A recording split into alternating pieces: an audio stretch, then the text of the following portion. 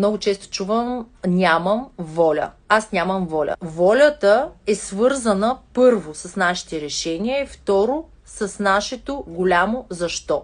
Смятам, че волята е отношението, което ние имаме в постигането на нашите цели. Отношението, че трябва да направим това и това на всяка цена, че това е много важно за нас, че ние имаме много силно защо и няма как да се провалим. Нали? За нас провалът е някакъв много далечен вариант. Бизнесът ни е така ориентиран, че ние се поставяме постоянно цели, които да надрастваме, които да надскачаме, не просто нечии очаквания, да надскачаме себе си, да надскачаме своите собствени очаквания, своите собствени възприятия, свои собствени